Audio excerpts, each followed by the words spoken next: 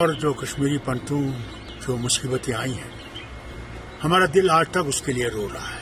90 میں جو ہوا وہ ایک سازش تھی، اور کوئی کشمیری ایسا نہیں ہے جو ان کے لیے رو نہیں رہا ہے۔ یہ فلم دلوں کو توڑ رہی ہے اور سارے ملک میں ایک آگ لگا رہی ہے۔ کس نے ان کو یہاں سے نکالا؟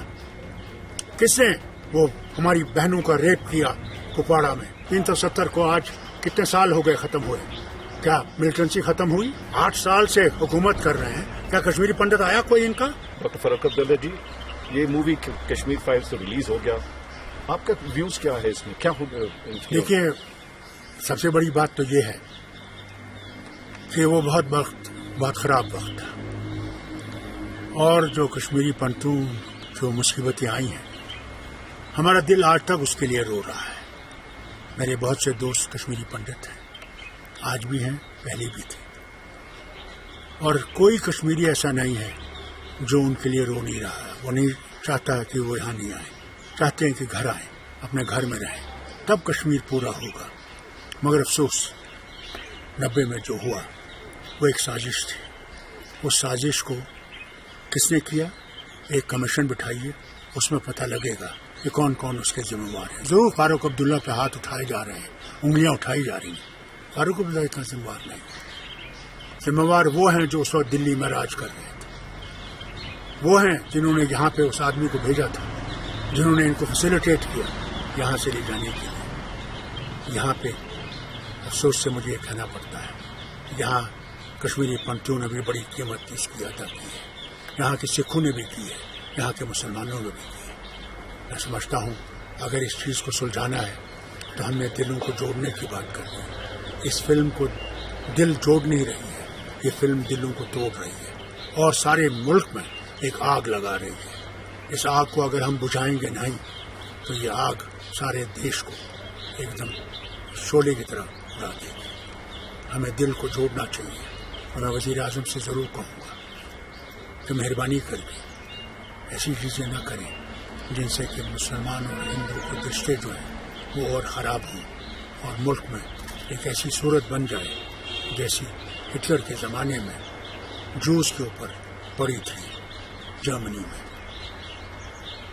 اور سب کو آپ کو انگلی ڈال رہے ہیں، آپ تو بلیم کیا ہے، آپ نے سرکار چلایا 80 تک تو 90 تک، سچویشن اتنے ڈیٹیریٹ ہو گیا، اس لیے پنڈت سب لوگ وہ نہیں تھا پنتوں کو یہاں سے کسے نکالا؟ فاروق عبداللہ نے نہیں نکالا، میں تو حکومت میں ہی نہیں تھا۔ اس وقت کی جو حکومت تھی اس کے یہاں کون تھے مکھیا؟ جگموہن جی تھے۔ اب وہ تو زندہ نہیں ہے، بات نہیں کرنی چاہیے جو مر گیا ہے، مگر سچائی تو وہی ہے۔ گاڑیاں کس نے بھیجی ان کے گھروں میں؟ گاؤں میں کس نے گاڑیاں بھیجی؟ کس نے فوج پولیس والوں کو کہا ان کو گاڑیوں میں بٹھائیے؟ یہاں آج بھی 800 خاندان رہ رہے ہیں، آرام سے رہ رہے ہیں اپنے گھروں میں، وہ نہیں گئے۔ کیا کسی نے ان کو ہاتھ لگایا؟ کسی نے ان کو مارا؟ ابھی بنسی لال ہے پلوامہ کا، اس نے بیان دیا ہے کہ میں تو یہیں رہا، میں نہیں گیا، اور میں خوش ہوں کہ میں یہاں رہا۔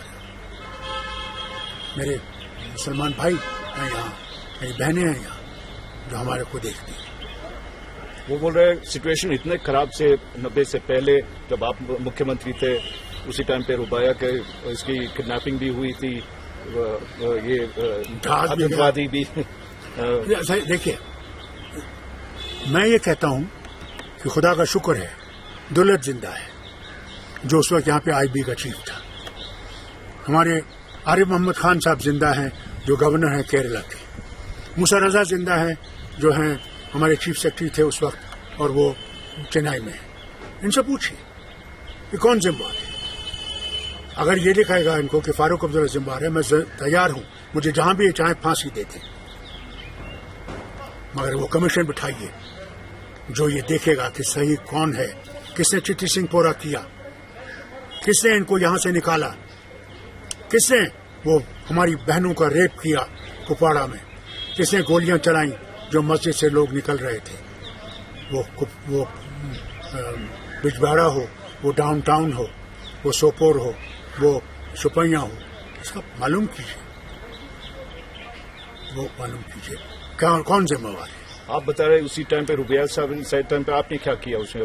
آپ نے استعفیٰ دیا یا کیا میں نے ان سے کہا،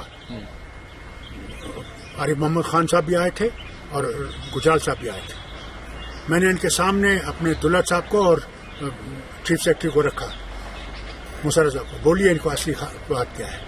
میں نے ان سے کہا مت چھوڑیے ان کو، اگر آپ ان کو چھوڑیں گے تو پھر last nail of Indian coffin یہاں پہ ہوگا اور شروع ہو جائے گا آپ کے لیے مصیبت. نہیں مانا.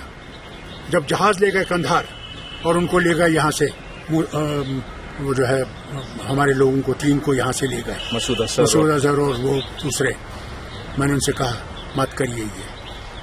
مانا. میں نے ان سے کہا کیا ہم قربانی نہیں دے سکتے ملک کے لیے؟ کیا ہم اتنے کمزور ہیں؟ کیا ہم یہ برداشت نہیں کر سکتے؟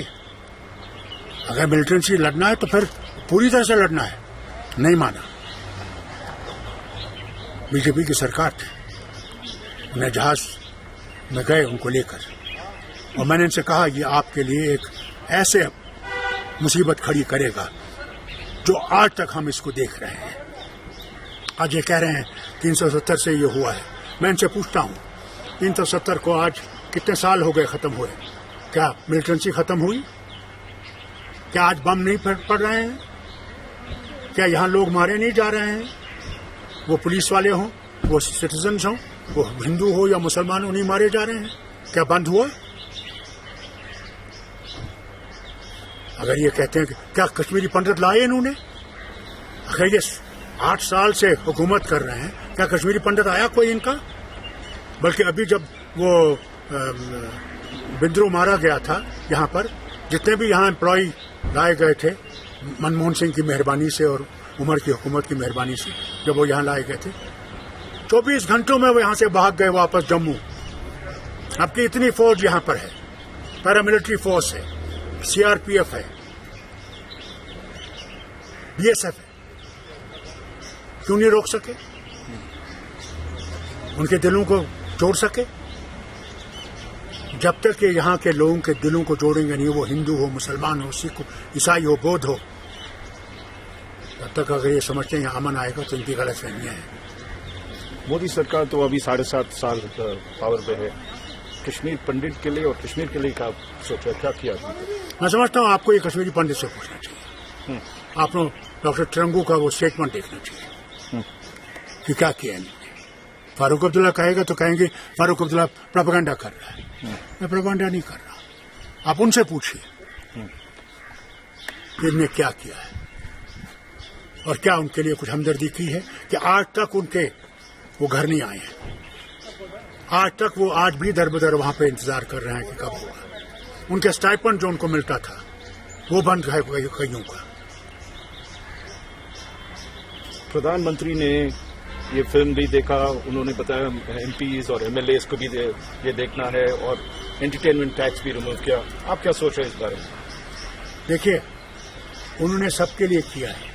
انہوں نے فوج اور پولیس کو بھی کہا کہ تم بھی دیکھو ان ریاستوں میں جہاں ان کی حکومتیں ہیں، کیا اس سے نفرت بڑھے گی یا کم ہوگی.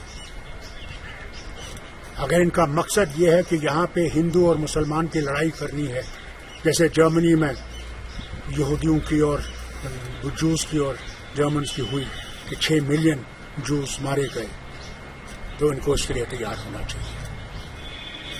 اب کیا کرنا بتائیں، کیا یہ کلوزر پر ان کو دل جوڑنے کی کوشش کریں، اور دل فوج سے نہیں ہوگا، پولیس سے نہیں ہوگا، لوگوں کو گرفتار کرنے سے نہیں ہوگا.